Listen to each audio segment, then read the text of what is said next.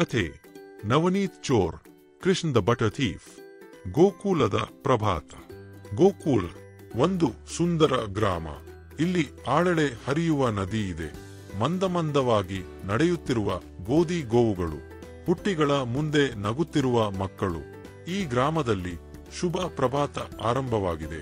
ಆಗೋಲ್ಲೇ ಒಂದು ತುಂಟ ಬಾಲಕ ಕಣ್ತುಂಬಿಸಿಕೊಳ್ಳುತ್ತಿದ್ದಾನೆ.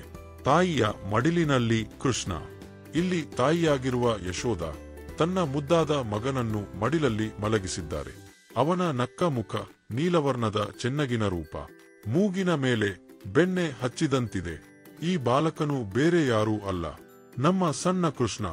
ಮನೆ ತುಂಬ ಬೆಣ್ಣೆಯ ಹೂಡಿ. ಗೋಕುಲದ ಮನೆಗಳಲ್ಲಿ ಮಡಿಲು ಮಟ್ಟದ ಮಡಿಕೆಯಲ್ಲಿ ಬೆಣ್ಣೆ ತುಂಬಿದ ಮಡಕೆಗಳು ಊರಿನ ಎಲ್ಲಾ ಮನೆಯಲ್ಲಿವೆ. ಮಕ್ಕಳು ಅಷ್ಟೇನು ಬೆಣ್ಣೆ ನೋಡಿ ಖುಷಿಯಾಗಲ್ಲ. ಆದರೆ ಕೃಷ್ಣನು ನೋಡಿದರೆ ಅವನಿಗೆ ಬೆಣ್ಣೆ ಅಂದ್ರೆ ಪ್ರೀತಿಯೂ ಅಲ್ಲ, ಅದೇ ಪ್ರಾಣ. ತುಂಟನ ತಕ್ಷಣದ ತಂತ್ರ. ಅಯ್ಯೋ, ಇವತ್ತು ತಾಯಿಗೆ ತಿನ್ನೋಕೆ ಬೆಣ್ಣೆ ಸಿಕ್ಕೋಲ್ಲ ಅಂತಂದು ಕೃಷ್ಣನು ಹಗ್ಗಕ್ಕೆ ಹತ್ತುವ ತಂತ್ರ ಮಾಡಿದ. ಸ್ನೇಹಿತರ ಜೊತೆಗೂಡಿ ಒಬ್ಬನು ಮೇಲೆ ಇನ್ನೊಬ್ಬನು ಕೆಳಗೆ, ಹೀಗೆ ಒಂದು ಮನುಷ್ಯ ಪಿರಮಿಡ್. ಬೆಣ್ಣೆ ಸುರಿಯುತ್ತದೆ. ಅವನ ಕೈ ಮಡಕೆಗೆ ತಲುಪಿತು. ಒಮ್ಮೆ ಕೈ ಹಾಕಿದ ಕೂಡಲೇ ಹೋಹೋ, ಹುಟ್ಟಿನಲ್ಲಿ ಬಿಳಿ ಬೆಣ್ಣೆ ತುಂಬಿ ತುಳಿಯಿತು. ಕೃಷ್ಣನ ಮುಖ, ಕೈ, ಮಡಕೆಯ ಮುಂದೆ ಎಲ್ಲೆಲ್ಲೂ ಬೆಣ್ಣೆ ಬೆಣ್ಣೆ. ಯಶೋಧ ತಾಯಿಯ ಪ್ರವೇಶ.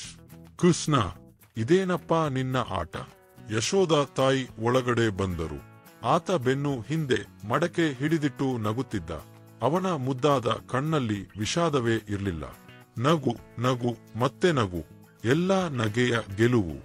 ಯಶೋಧ ತಾಯಿಗೂ ಕೋಪ ಕಡಿಮೆಯಾಯಿತು. ಈನು ನನ್ನ ತುಂಟ ಕುಣಿಯ. ಎಲ್ಲರೂ ನಕ್ಕರು. ತಾಯಿಯೂ ನಕ್ಕಳು. ಕೃಷ್ಣ ಮತ್ತೆ ಗೆದ್ದ. ಬೆಣ್ಣೆಗೂ ಮನಸ್ಸಿಗೂ ತುಂಟನ ಮುಗುಳ್ನಗೆ. ಮಕ್ಕಳೇ, ಕೃಷ್ಣನ ತುಂಟತನದಿಂದ ನಾವು ಏನು ಕಲಿಯಬೇಕು ಗೊತ್ತಾ? ಪ್ರೀತಿ, ಸ್ನೇಹ ಮತ್ತು ನಗು. ಇವು ಜಗತ್ತಿನಲ್ಲೇ ಶ್ರೇಷ್ಠವಾದ ಬೆಣ್ಣೆಯಂತೆ. ಅದಕ್ಕೇನು, ನಾವೆಲ್ಲರೂ ನವನೀತ ಚೋರನಿಗೆ ಪ್ರೀತಿಸುತ್ತೇವೆ. ಈ ವಿಡಿಯೋ ನಿಮಗೆ ಇಷ್ಟವಾದರೆ ಲೈಕ್ ಮಾಡಿ.